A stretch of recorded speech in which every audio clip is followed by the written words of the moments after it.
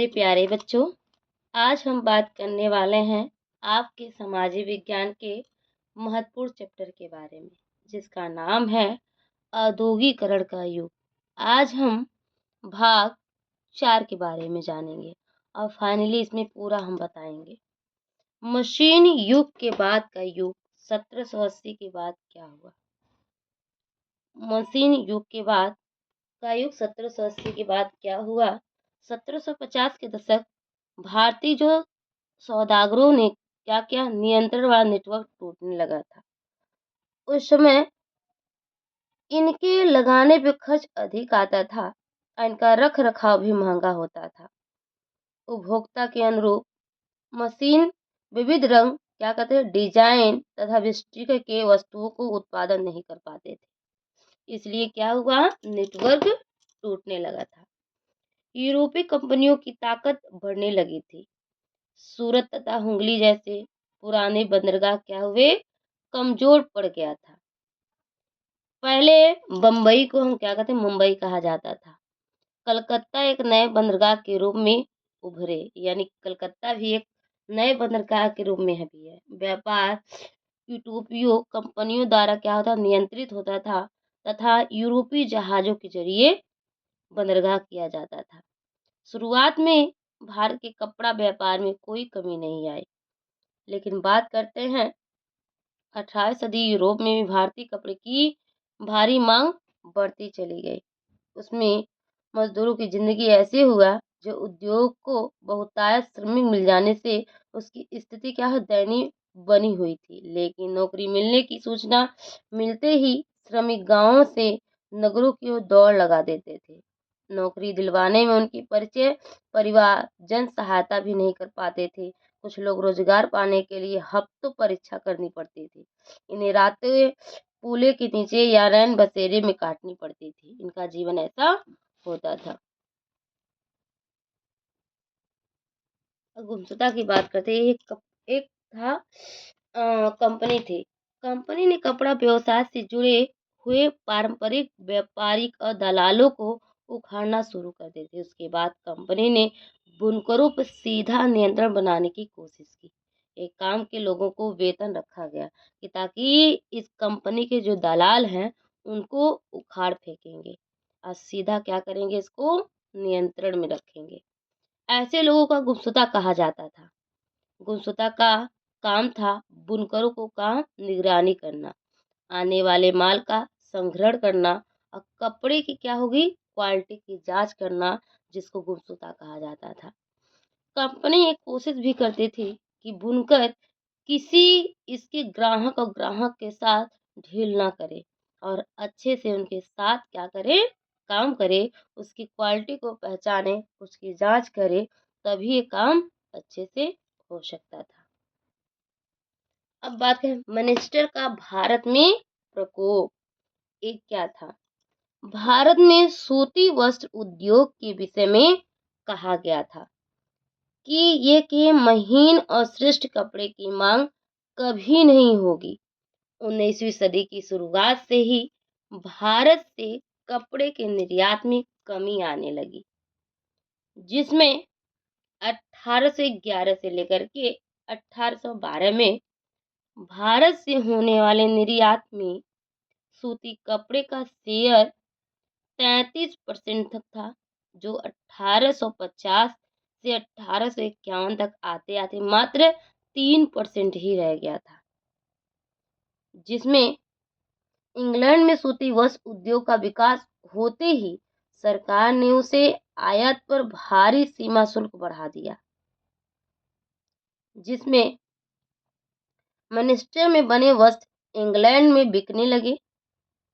Britain में बने वस्त्र भारी बाजारों में भी आ गए थे, जिसे ब्रिटेन निर्माताओं के दबाव के कारण सरकार ने क्या किया, ब्रिटेन इंपोर्ट ड्यूटी लगा दी थी, ताकि इंग्लैंड में सिर्फ वहां बनने वाली वस्तुएं ही बिक सके। इसलिए ईस्ट इंडिया कंपनी पर भी इस बात के लिए दबाव डाला गया कि वो ब्रिटेन में बनी चीजों को भारतीय बाजारों में बेचे, ताकि हमारे भारत का क्या हो, विकास हो सके। और सुंदर डिजाइनों के सामने भारतीय वस्त्रों की मांग घट गई। भारतीय बुनकर क्या हुए, बेरोजगार हो गए, जिसमें अभी बताया गया है कि बम्बई और कलकत्ता में 1780 के दशक व्यापारी बंदरगाह के रूप में विकसित होने लगे थे, जिसमें यहाँ पुरानी व्यापारी व्यवस्था के पतन, अर्थव्यवस्था के विकास का समय चल रहा था। ऐसे हुआ था इसमें। 18वीं सदी के अंत तक भारत में सूती कपड़ों का आयात के बराबर था, लेकिन 1850 आते आते कुल में 31% हिस्सा सूती कपड़े का था, जिसमें 1870 के दशक तक यह हिस्सेदारी बढ़कर 70% हो गई। इस तरह से भारत सूती कपड़े का निर्यातक अब कच्ची कपास के निर्यातक में बदल गई थी। 1860 के दशक में संयुक्त राज्य अमेरिका में गृह युद्ध शुरू हो चुका था, इसलिए वहां ब्रिटेन को मिलने वाले कपास की सप्लाई बंद हो चुकी थी और वहां की स्थिति इतनी दयनीय हो चुकी थी। अब बात करें भारत में कारखानों की जो शुरुआत हुई, बड़े फैक्ट्रियां बैठाई गई, कारखाने आए। ये बम्बई में पहला सूती कपड़ा मिल 1854 में बना था और उनमें से उत्पादन 2 वर्षों के बाद शुरू हो गया था। 1862 तक 4 मिल चालू हो गया था।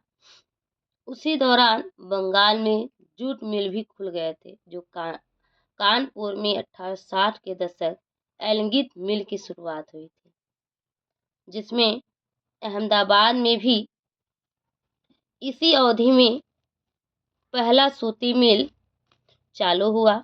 मद्रास के पहले सूती मिल में 1874 में उत्पादन हो चुका था, जिसमें देखा गया कि उद्योग का एक महत्वपूर्ण घटक था, जो श्रम फैक्ट्रियां लगाने के लिए श्रमिकों की आवश्यकता होती थी, जिसमें फैक्ट्रियां बढ़ने के साथ साथ श्रमिकों की मांग भी बढ़ जाती थी। 1946 के दशक जो फैक्ट्रियां लगी तो बहुत ऐसे जो श्रमिक थे कार्यरत भी थे औद्योगिक क्षेत्रों में, देखा गया जिसमें जिसमें केंद्र की ओर दौड़ लगा रहे थे। बम्बई की सूती मिलों में काम करने वाले 50% लोग श्रमिक रत्नागिरी जिले के आए हुए थे, जिसमें बात किए हैं कानपुर की मिलों के लिए श्रमिक निकटवर्ती देहात से पहुंचे थे, जिसमें मिलों में काम करने वाले श्रमिक फसल पकने पर गांव जाकर फसल काटते और पुनः काम पर लौट आते थे। जब मजदूर गांव जाते तो अच्छे कपड़े पहनने की कोशिश करते थे, जिसमें नए रोजगार स्रोत खुलने की सूचना पाते ही और मजदूर आ जाते थे।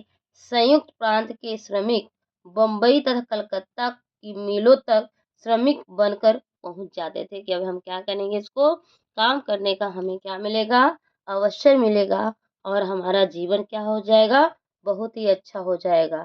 और मिलों से नौकरी पाना भी बहुत कठिन काम था, लेकिन मजदूरों की संख्या की तुलना करें तो रोजगार के अवसर में कम थे, लेकिन उद्योगपति नए मजदूरों को भर्ती जांच के द्वारा किया जाता था।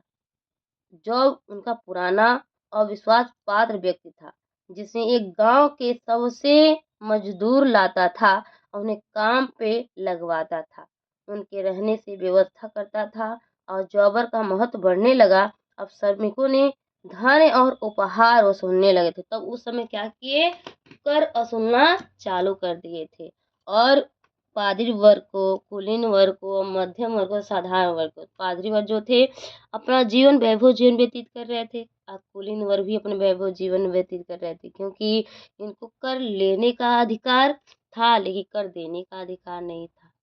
उस समय कहा गया कि जो मध्यम वर्ग के थे, साधारण को, उनको कर देने का अधिकार था, कर लेने का अधिकार नहीं था। अब जब उनको काम पे लगवाया जाता था तो उनसे क्या किया जाता था, कर वसूला जाता था, जिससे उनका जीवन भी बहुत दयनीय हो चुका था।